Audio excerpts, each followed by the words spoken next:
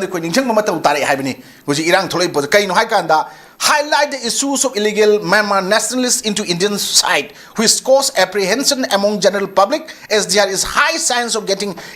such immigrants getting neutralized among common native population because of similarity in culture and dialect. And what am I high about? Says the man of high kay no high kanda mogi similarity in culture and dialect to oibin kando pungamdaba neutralized roga adum mulay changre karawai jagada resided in the main Sosampur town in rented houses and man pigreba. Adun suma mayam sing should be properly identified and verified and kept in temporary shelter to be constructed. I mean shadri to be constructed. Hide me aduga Maduge shelter do moi common people marakta leibi aroi aduga DC na tholopo semak pasar matungina tongana thamgani haibani so aida madugi tongan no mayam ama thamako matam maduda ekoina tasengnuji hainingi badi madugi thoinge manung 1/4 at mind thokre adu January February March April ni ko jikido mana April gi tarik ama adudi ekoina May gi tarik ahum tha maga numini ni matungda ngasidi May du sukhatkre May sukhatkre matungda ekoi government of India gi Ministry of Home dagi tasengna sona kan side gi torpo mayam am de Home Affairs torpo dadi maduda ekoi gi 28 September 2023 irang jigi manungda capturing of graphic and biometric details of illegal immigrants in the state of Manipur and taroga amaka makoina pirakhieba sigi potse masi karam kana pirakhiba no hai kanda ekoina masi mamangda masigi 19 January da ama hana pigi si 28 ki kano sida hana koina kano tawdringai matamda kai no hai kanda sigi potse sorry eko 29 May da ekoi pirakhi hana madu kai no madu government of India Minister of Home Affairs pirakhi capturing of biographic and biometric details of illegal immigrants in the state of Manipur and Mizoram hama pirakpa hujikina to be completed by the end of September 23. The state government of Manipur and Mizoram are requested to quickly prepare the planning and step of biometric captures of illegal immigrants. And pirak pase Iran is na maram warakan ekoi Manipur gi pangthopung amdre Mizoram gi lotion gre. Lotion gi matam da 28 September 2023 da Ministry of Home Affairs na ngasai gi May gi poto September lotion lo habdu yad ramina. September gi tarik kunipan loiram dais da Pire, which is some subject capturing of biographic and biometric details of illegal immigrants in the state of Manipur regarding and Taroga, Tharak was the Chief Secretary, Government of Manipur, the Tharak was a command together, Kogi Sundar Kumar, Tharakibani, Director Foreigners Nako. Message Amaka Yahweh. Point number 3, Magi can say Yahweh. The matter had been considered in this ministry. In the view of the above, it has been decided to extend the time period till 31/3/24. Accordingly, the state government of Manipur is requested to take appropriate necessary action to complete the exercise within revised time period, that is up to 31/3/24. Aina karigino haikanda ekoi sigi potse ekoi sumaina leirabanina masibo bondu loishalona muk tharakpane si tharakpa matamda ekoi 19 January 2024 da masigi matungda amu ekoi Deputy Commissioner Kamjong Peter IS na madugi pota masi information regarding illegal immigrants detected in Kamjong as on 19/1/2024 and amu thole sima pot mayam se loinmak leire haibase government gi officials sing ama mana loina khange adu tagadi ekoi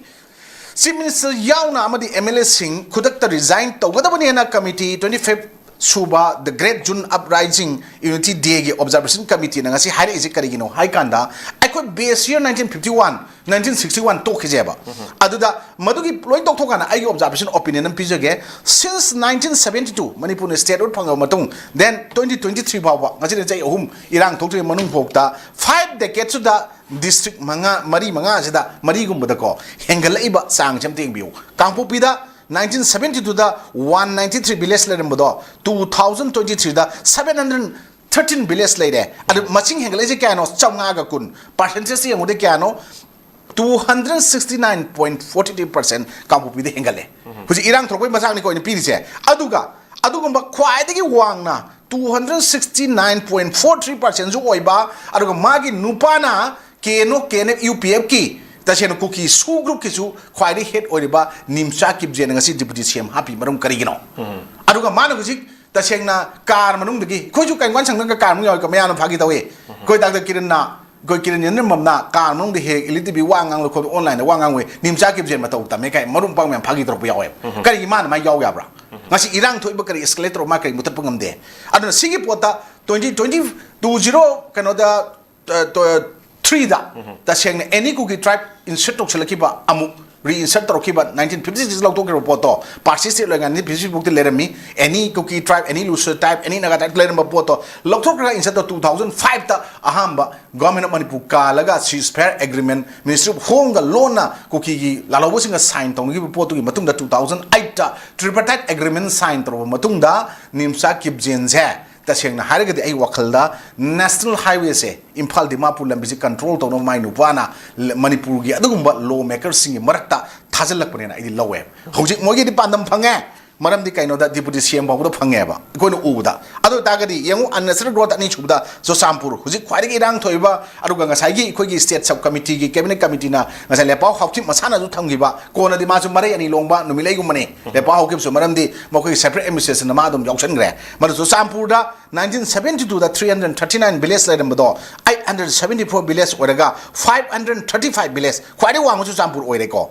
aduga sigi pot smain leigre senapati da 129 lerambaduna 1972 da 2003 da 166 leigre 37 hengale adigi ukrul da 93 lerambaduna 112 oraga 19 villages hengale sumaini hengalakpada additional villages recorded over 5 decades 1111 villages hengale ba alde hujik kari dakar lebno examination wasi hengala isu maram da hai kanda village recognition record and mogi lebudu check to mathau tai census data check to mathau tai land and revenue records yeng mathau tai historical map huji putok mathau tai adagi satellite image madu kano mapping lo mathau tai aduga immigration studies to mathau tai masi kanan to godabno starting from chief minister deputy chief ministers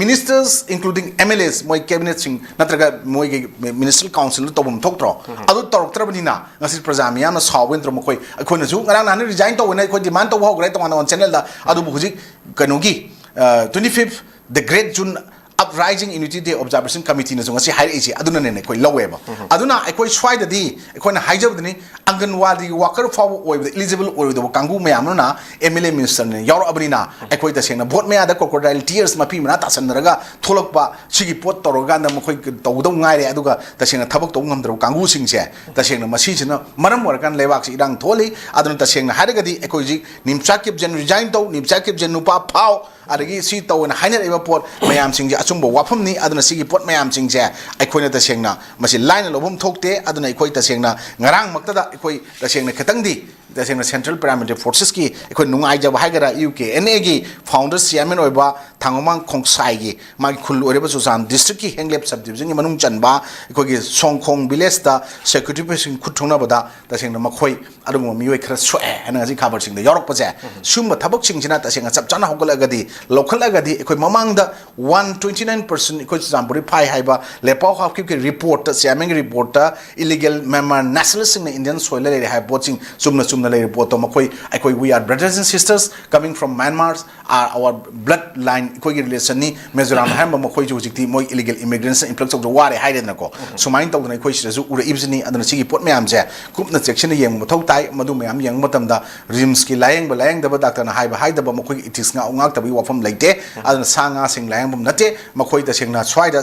mafam zabam da yeng jerusnu Manipur gi santi lerba valley gi jaga santi thugai na basin bada madu khusem gi ba directors na script writer mayam na torombe aba mayam am leramba yang khali masigi je kutak ta thado ga Manipur gi valley gi manung gi hujik santi oroi bisi atop jaga sing gi jaga singji su koi thajala iba cobra commando adu da natra security forces mayam sing thajala nai khairaga madu gi khulai paraga prajamiam da mission da barrel onjalaga phaba ransom tama kidnap to ba hatpa murder to rape to ama to mayam to mayam sing je lotion dragadi rims ki irang se masidi civil war haibdo ekona sum hainraga lai mi gi maroni yokhok lan aruga ta sengno wako utu pairaga dum civil war horokpagi horoi hainingai leite aru innocent common people ge